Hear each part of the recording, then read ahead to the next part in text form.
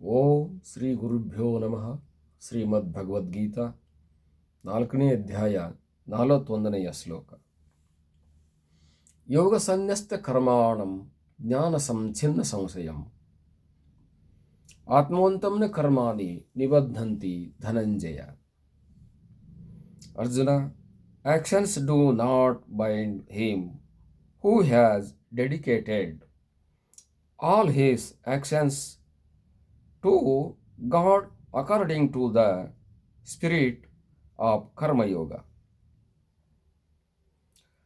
whose doubts have been dissipated by wisdom and who is self-possessed. ಕರ್ಮಯೋಗದಿಂದ ಯಾರು ತ್ಯಾಗ ಮಾಡಿದ್ದಾರೋ ಮತ್ತು ಜ್ಞಾನದಿಂದ ಸಂಶಯಗಳನ್ನು ಕಳೆದುಕೊಂಡಿದ್ದಾರೆಯೋ ಅವರು ಆತ್ಮವಂತರಾಗುತ್ತಾರೆ, ಆತ್ಮಸ್ವರೂಪಿಗಳಾಗುತ್ತಾರೆ. ಅವರಿಗೆ ಯಾವ ಬಂಧನಗಳು ಇರುವುದಿಲ್ಲ. ನ ನಿಬದ್ಧಂತಿ ಅಂದರೆ ಅವರನ್ನು ಯಾವ ಕರ್ಮಗಳಾಗಲಿ, ಯಾವ ಪಾಪಗಳಾಗಲಿ, ಯಾವ ದೋಷಗಳಾಗಲಿ, ಯಾವ ಕಟ್ಟಳೆಗಳಾಗಲಿ ಯಾವ ಕೂಡ ಅವರಿಗೆ ಬಂಧನವನ್ನು ಮಾಡೋದಿಲ್ಲ. ಅವರು ಸಹಜವಾಗಿ ಆನಂದದಲ್ಲಿ ಇರುತ್ತಾರೆ ಅಂತ ಅರ್ಥ. ತ್ಯಾಗ ಅನ್ನುವಂಥದ್ದು ಮನುಷ್ಯನಿಗೆ ಇಲ್ಲಿ ಬಹಳ ಮುಖ್ಯವಾಗಿರುವಂಥ ವಿಚಾರ. ತ್ಯಾಗ ಅಂತಂದರೆ ಅದು ಸರ್ವವನ್ನು ಅವನಿಂದ ದೂರ ಮಾಡುತ್ತದೆ.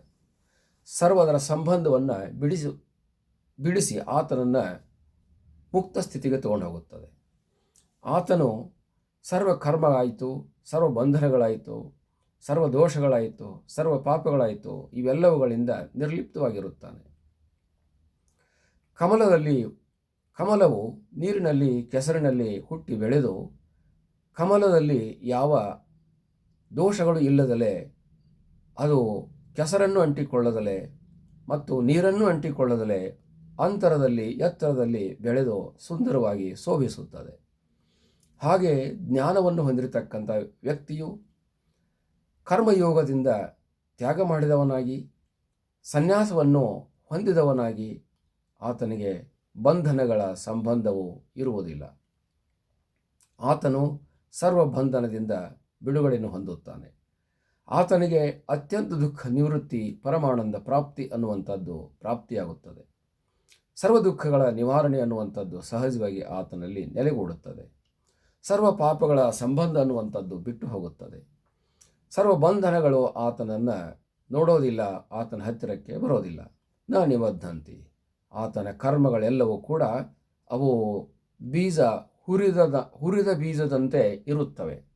ಆತನು ಕರ್ಮ ಮಾಡಿದರೂ ಕೂಡ ಹುರಿದ ಬೀಜಗಳು ಹೇಗೆ ನಾಟುವುದಿಲ್ಲವೋ ಅವನು ಮಾಡಿರತಕ್ಕಂಥ ಕರ್ಮಗಳು ಮುಂದೆ ಆತನಿಗೆ ಜನ್ಮವನ್ನು, ಕರ್ಮವನ್ನು, ಬಂಧನವನ್ನು ಉಂಟು ಮಾಡೋದಿಲ್ಲ.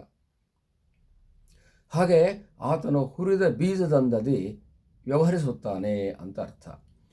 ಕಾರಣ ಏನಂತಂದರೆ ಆತನಿಗೆ ಜ್ಞಾನ ಇರುತ್ತದೆ. ಆ ಜ್ಞಾನವೆಂಬ ಪ್ರಕಾಶದಲ್ಲಿ ಅವನ ಅಜ್ಞಾನ ಅನ್ನುವಂಥದ್ದು ನಶಿಸಿ ಹೋಗಿರುತ್ತದೆ. ಜ್ಞಾನವೆಂಬ ಪ್ರಕಾಶದಲ್ಲಿ ಆತನ ಕರ್ಮಗಳೆಲ್ಲವೂ ಕೂಡ ತಮ್ಮ ಬಂಧನಗಳನ್ನು ಸಡಿಲಗೊಳಿಸಿಬಿಡ್ತವೆ. ಜ್ಞಾನವೆಂಬ ಪ್ರಕಾಶದಿಂದ ಆತನು ಮಿಂಚುತ್ತಾನೆ, ಹೊಳೆಯುತ್ತಾನೆ. ಆತನು ಬ್ರಹ್ಮ ತೇಜಸ್ವಿಯಾಗಿ ಪೂಜಿಸಲ್ಪಡುತ್ತಾನೆ. ಆತನು ಸಹಜವಾಗಿ ಮುಕ್ತ ಸ್ಥಿತಿಯನ್ನು ಹೊಂದಿರುತ್ತಾನೆ. ಆತನಿಗೆ ದೇಹ ಇವಾಗ ಹೋಗುತ್ತೋ ನಾಳೆ ಹೋಗುತ್ತೋ ಅನ್ನುವಂಥ ಅವಶ್ಯಕತೆಯೂ ಚಿಂತನೆಯೂ ಕೂಡ ಇರೋದಿಲ್ಲ. ಆತನು ಯಾವಾಗ ಜ್ಞಾನವನ್ನು ಹೊಂದಿದ್ದಾನೆಯೋ ಆಗಲೇ ಆತನು ದೇಹವನ್ನು ಬಿಟ್ಟಂತೆ ಆಗಿರುತ್ತದೆ. ನೋಡುವವರ ದೃಷ್ಟಿಯಲ್ಲಿ, ಕೇಳುವವರ ದೃಷ್ಟಿಯಲ್ಲಿ ಆತನಿಗೆ ವ್ಯವಹಾರ ಇರುತ್ತದೆ, ಅಲ್ಲದಲೇ ಸಂಬಂಧಗಳು ಇರುವುದಿಲ್ಲ. ಕಾರಣ ಆತನು ತ್ಯಾಗ ಮಾಡಿದ್ದಾನೆ. ಶ್ರುತಿಯು ಕೂಡ ಇದನ್ನು ಪ್ರೋತ್ಸಾಹಿಸುತ್ತದೆ. ತ್ಯಾಗೇ ನೇಕೇನ ಅಮೃತತ್ವ ಮಾನಸುಹು ಅಂತ ಹೇಳಿರುವಂಥದ್ದು. ತ್ಯಾಗ ಒಂದರಿಂದಲೇ ಆತನ ಸುಖಿಯಾಗಿರುತ್ತಾನೆ. ನ ಧನೇನ ನ ಪ್ರಜೆಯ ಅಂತ ಹೇಳಲಾಗಿದೆ. ಧನವನ್ನು ಸಂಪಾದನೆ ಮಾಡುವುದರಿಂದ ಆಗೋದಿಲ್ಲ. ಬಹಳ ಸಂಖ್ಯಾಬಲವನ್ನು, ಜನ ಸಂಬಂಧವನ್ನು ಹೊಂದಿದರೂ ಕೂಡ ಇದು ಪ್ರಾಪ್ತಿಯಾಗೋದಲ್ಲ.